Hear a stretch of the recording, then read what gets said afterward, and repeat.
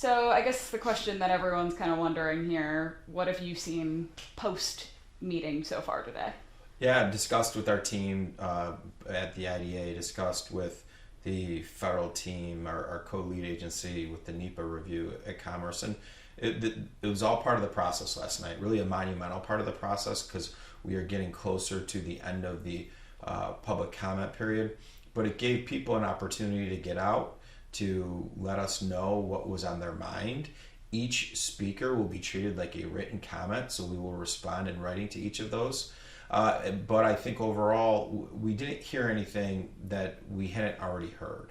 And I think it bodes well to the process, to making sure that we had a complete, fully vetted DEIS report that really went above and beyond what other DEISs have in the past, because we answer a lot of questions. And some of the questions and concerns that we did hear about will get answered in the detail that I think those who asked would like later on in the permitting process. If you're asking about an issue related specifically to an environmental impact that specifically needs to get addressed in a wetlands permit, those answers will be there, and there will be public comment related to that. Same with the air permit, right? A big deal, that air permit. A lot of questions, a lot of mitigation plans that the company needs to do to make sure that the regulators at the DEC and EPA are comfortable.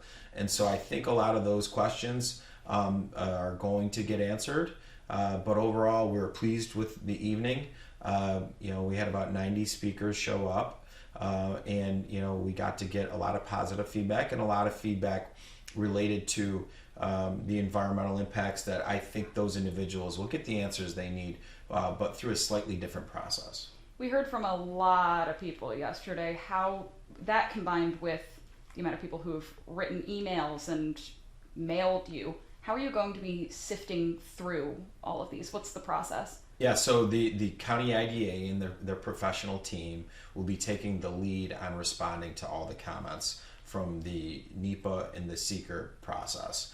And so our whole teams will be going through and responding. That's part of it. That's how we can get to a final environmental impact statement and a record of decision. Individuals still have the opportunity to put in written comment until August 11th. And at that point, the public comment period will close. And then we'll moving towards a final environmental impact statement and a record of decision. And then that sets the timeline for permits and for different things, so that we will eventually get to the point where we will be breaking ground on this project later on this fall. So you said that, and I just want to make sure I get this correct.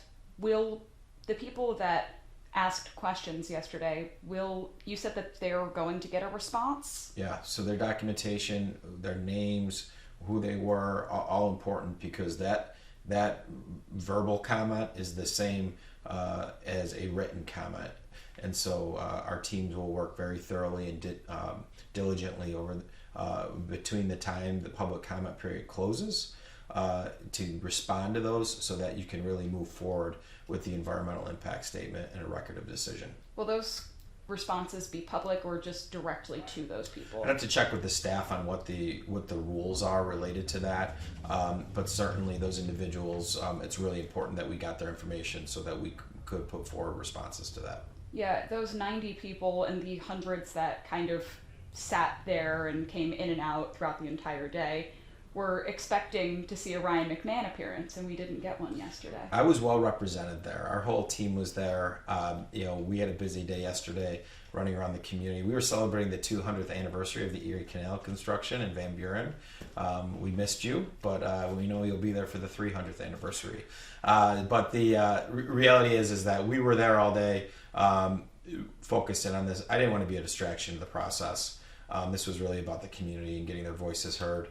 There was dozens of members of my team, of state leaders, federal leaders, business advocates, labor advocates that were all there, and then some concerned citizens just wanting to hear what this was all about. And I think that's part of the process. This has been an engaging process. I think people forget a little bit that right after we announced this in 2022, we actually went and had public hearings in the city and in various different parts of the community. And sitting with me with these town hall meetings was the number 2 and number 3 of Micron Technologies, the greatest memory technology company in the world. So the engagement with the community has been one really not like anything we've ever seen for a company coming into the community. So I think overall, a good night last night. We got to get through the public comment period. We got to respond to those to move forward with the environmental impact statement. But I think we're on track for a November groundbreaking and really becoming the Central New York Semiconductor cluster for our country, because that's what this is really about. This is bigger than Onondaga County. It's bigger than New York. This is about making sure that the United States of America continues to be a world leader in the most relevant technologies that are going to drive innovation for the next 100 years. One of the hot topics last night was water. We actually did a Command F search on the entire transcript of the night. It was brought up 150 times within the first 2 sessions. How can you assure me that water and the water table and with everything going on underneath Micron, that nothing will be contaminated? Yeah, I think overall related to there are numerous regulatory agencies that review the plans by the company, from the county with the Water Environmental Protection to the Department of Environmental Conservation and to the federal EPA. So you have 3 layers of regulatory agencies. And I think overall, people need to understand this. We learned in this community the hard way when you have a corporation that doesn't do what they're supposed to do and they pollute the natural resources. And that was Allied Chemical, which eventually became Honeywell. And we spent 2 decades cleaning up Onondaga Lake. And now we're on the back end of that, where the lake is an asset again for the community. But the access to Onondaga Lake was stolen from this community for almost 100 years. And so this community won't make that mistake twice. And we have a very good corporate citizen, really one of the most environmentally friendly companies in Micron. You can go and look at their own website and all their different sustainability initiatives. But the good news is we have a lot of water. We have a direct pipeline from Lake Ontario, the Great Lake. If anything ever happened to Lake Ontario, we would be in real big trouble as a world. And in addition to that, a lot of the infrastructure we're developing is reclaimed water infrastructure. So we're going to literally be taking wastewater, cleaning it, and selling that back to Micron for specific uses on the campus. So this is going to be one of the most green, environmentally friendly, with the most innovative technology for water and wastewater, really like no other in the country. Your ears must be ringing. You saw me smile in the beginning there because I was about to ask you about Allied Chemical and the comparisons made to Micron last night. Are there going to be any repercussions if Micron does become the next Allied Chemical? And how do you assure neighbors that there will be environmental justice there if it happens? Yeah, this is 2025, right? This isn't the early 1900s. And the regulatory agencies have a lot more muscle on any company. And so certainly we are not going to allow Micron to illegally dump chemicals. The way the systems will be set up, they won't even have that option. There will be pre-treatment on their site. There will then be treatment at an industrial facility that's being built for all industrial users in that section of the county. And then you'll have the county wastewater Oak Orchard system. So literally what happened with Allied, with Onondaga Lake, literally can't happen the same way. And so I think overall, though, the infrastructure gets held to a higher standard. That's why some of this infrastructure costs so much more money than basic infrastructure, because of what you're treating is somewhat different. And so think of it this way. The Oak Orchard municipal wastewater system will get business from Micron, but not the specific chemicals. What will happen with Micron with the chemicals is we are building out specific industrial level wastewater system that will be in addition to the Oak Orchard expansion, to make sure that that goes through a process that is acceptable to all the regulatory agencies. And everybody should remember that New York State, our regulatory agencies are pretty tough. That they're well known across the country as being the toughest on business. And so if that's your concern, that should make you feel a little bit better. One of the things, though, that some neighbors and people who had specialized in semiconductors in their career before they retired, someone that I directly talked to, said that Micron is regulating the wrong things, if that makes sense. As in certain PFAS, for example, that would be normally regulated are going in a new direction and aren't regulated yet. So right now we're kind of in a place, according to them, where the rules haven't been made yet. Yeah, I would question their expertise on the topic. PFAS are in most manufacturing processes with high-tech manufacturing, the semiconductor industry. That's not like there is a semiconductor partner that doesn't have PFAS involved. That's why it's so critical that your permits and your operating permits find the proper ways to deal with that issue. I don't know the specifics of what the assertions are by some of these individuals, but I would say that technology continues to evolve. This industry is the critical industry for innovation of the future, and so that will continue to evolve, and there will be new ways to continue to deal with that. But we have semiconductor manufacturing in New York State today. It's at Global Foundries, it's at onsemi, IBM, Wolfspeed. So this isn't a new issue for the Department of Environmental Conservation. They've done this before, and now they're just doing this at another location. Will there be, I know you talked about it a little bit, and the fact that we're currently in 2025 and that we're looking too far ahead perhaps in our forecast per se, I guess you're coming from the point of we're not even forecasting consequences for spilling things, especially in an area where Micron's on karst. Contaminations will spread within a matter of hours. You're in the mindset, just to be clear, that we're not even forecasting that, so why think of the repercussions? Yeah, I don't think you can. You plan for a worst case scenario from your emergency management planning, but we do that with every industry and we do that with every scenario anyways. The idea that a company is going to pollute with intention to avoid something, that just won't happen again. And so I think that there's two different mindsets. Could anything happen? Anything could happen at any time. And we run emergency management efforts with all of our professional agencies related to that.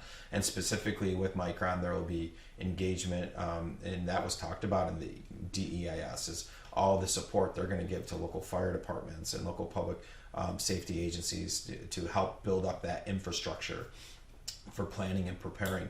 But I think from the standpoint of just pollution, that's just not going to happen. It won't happen. The infrastructure that's being built is so different than what was done in the 1900s. The rules and regulations are so much stricter, and this isn't a company that's looking to do that. This company is going to be here. They're making their biggest bet in their company's history on this location in central New York. Why would they want to pollute the natural resources that were part of the factor why they wanted to be here in the first place? So I think overall, we plan and prepare for everything in government. That's our job. But overall, the idea that any company is just going to pollute anywhere and get away with it, that's just not really what's going to happen. Right. I would hope that you as our county executive would have our best interests at heart, and you live here, you know about the story of Allied Chemical, Solvay process, all of that. But do you think the representatives at Micron, who don't directly have their feet on the ground here in Onondaga County, do you think they have our best interests at heart? I think they do, and I think they looked and went through a selection process for a community they wanted to be in and make a historic investment in. They can't succeed if we don't succeed as a community. And remember, I was the county executive that closed out the lake cleanup, the consent order, that I closed that process out. And I was the county executive that recruited and brought Micron here, and had conversations with other of their peers to come here when it wasn't popular, and I didn't have other elected officials who wanted to partner with me on those efforts. So overall, I know these individuals quite well. They are becoming more and more part of the community. They're investing in the community, investing in our kids. And if you look at what they're doing related to impacts to the environment, they're going above and beyond what other companies have to do. And so you're talking about a gold certified campus, the cleanest campus of a semiconductor anywhere in the world. You're talking about a 2-to-1 restoration of wetlands. You're talking about making essentially 1,400 acres in the Oneida River Basin forever wild, right? All things that aren't necessarily what you have to do, it's what the company wants to do. And so I think these are all things that people should feel good about. We're not just getting a historic investment, the largest in the country's history in one community. We're not just talking about $1 billion of new payroll just from Micron and the 40,000 plus other jobs that will come because of this. We're talking about a member of the community that needs our kids to get educated and get ready in the relevant areas, or else they won't be successful. And they need to be able to recruit and retain people to the community. You don't do that by polluting that community. You do that by enhancing what makes the community special, our natural resources, the fact that we have 4 seasons, the fact that we have water to make things to drink, but also for recreational purposes. And so I think these are all things that help make the decision for the company to be here, the first part. Have you seen the contract? What contract? The contract between Onondaga County and Micron. Well, I to didn't. actually bring them here. Well, I'm the one who negotiated the deal. And so they will move forward with the county IDA to finalize their benefits later on this year. But overall, I was there with the term sheets related to what their commitments were to the community, what the state commitments were to Micron. Certainly the federal commitments have been widely reported, and what our local benefits will be for Micron, and to get those benefits, what they need to do. Last thing I kind of want to end on here, one of the comments that we received on some of our social media and website platforms was, quote, "Your voices don't matter." What do you say to that? I think the voices, since I've been here, someone whose family's came here straight from Ireland, then someone who wasn't born here but's been here since I was a baby. Over the course of that time, people talked about the lack of opportunity. People talked about seeing their kids leave and grandkids leave. And the way that you solve that is through jobs, and specifically jobs in relevant industries. What we have done collectively as a community with the Onondaga Comeback, seeing new life being put into neighborhoods, seeing companies come, expand, new companies just come, and now the largest investment in the history. This is historic stuff happening. This is all good things, and this is all because we have been listening to those voices. The idea that this project is a bad thing is a mindset of the super minority, not the super majority. This isn't even a 80-20 issue or a 90-10 issue. This is like a 95-5 issue. This community is ready for this opportunity. You can't say you want people out of poverty and then say bringing high-tech manufacturing jobs is a bad thing, because that's how people get out of poverty. So we're lucky that we won this project. We're lucky we have a partner that has invested in our community. And overall, there's going to be a lot of activity and construction around that site, which I live very close to, by the way. So I'll be impacted with that. But this community will be the hub for memory technology manufacturing in North America, and we will be relevant on the global stage like we haven't been in generations. Directly addressing the people who say that the comments that we made yesterday won't even matter. Well, your comments are going to be responded to. Literally, professionals are taking the time to look at your comments and to make responses to. If the idea is that we don't want the project to move forward, if that's your position, then we don't agree with you. The project's going to move forward, and it's going to move forward, and it's going to create jobs and opportunity, and the impacts on the environment are going to be more than mitigated. So I think that's the balance. If your position is you don't want a semiconductor mega project happening here, we've been working on that very visibly and very successfully for a period of time, and we're moving forward full steam ahead. But that doesn't mean it's going to be done in a way that is at the detriment of the environment or of a neighborhood. We're studying all the impacts and making sure all the impacts have mitigation strategies. Any other thoughts, feelings, things that you think I missed? No, I'm excited. I think this is really, most of the comments I get are like, when's this going to happen? Is this going to happen? And so now we're getting there, right? We're entering, for all of our football fans now, we're entering the red zone to get into the construction process here. And at August 11th, get your comments in before then. And certainly I think then we'll respond to all the comments. And then, we'll move forward that environmental impact statement. And once that's ready, that sets the exact timelines for when we can start building. Jury's still kind of out on how that response will happen. Related to everyone's comments. It will be in written response. Yeah. Okay. Yep. A written response. So I should expect document, personal email. I would look at how they're going to do regulatory wise. The lawyers will figure that out, but Okay. everything will be responded to in writing. Awesome. Okay. That satisfies my questions. I just had one about, excuse me, I had to leave. I got something. Yeah. I have to really apologize for that. Right now, we are well aware of the housing crisis that we are in within the entire county. And if we're talking about, 10,000 jobs coming in the next few years, that's just going to exacerbate the crisis a little bit more. So obviously the county is aware of that. How are you working to address that? Yeah, I think the first few things we've done, and to your point, the prices in the community, because we're having success and we're growing for the first time, prices are going up, and they're going up faster than what we would like to see. So the goal is to create more inventory. And so to do that, first thing you need to do is you need to plan. We put out our comprehensive plan.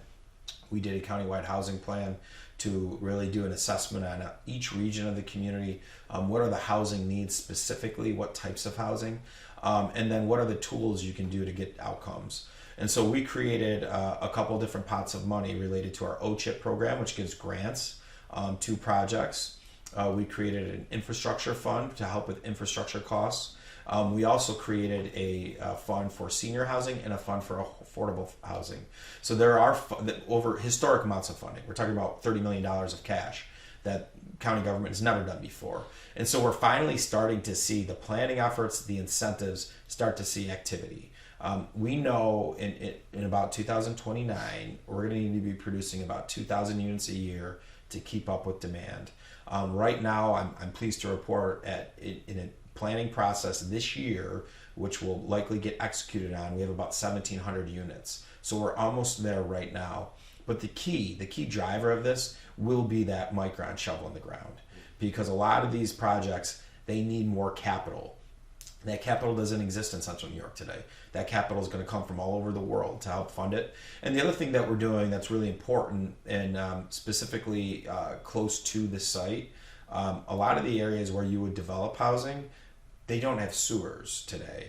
That's why putting that pump station, which is underway right now in Clay, and the expansions at Oak Orchard, that will help be able to service that area in Clay and Cicero so that you can develop more housing there as well. So we're making cash investments for developers to deal with high interest rate costs to get more inventory today. We have done concrete planning to really figure out where we can do single family housing, where we can do density, where we can do multi-unit mixed income.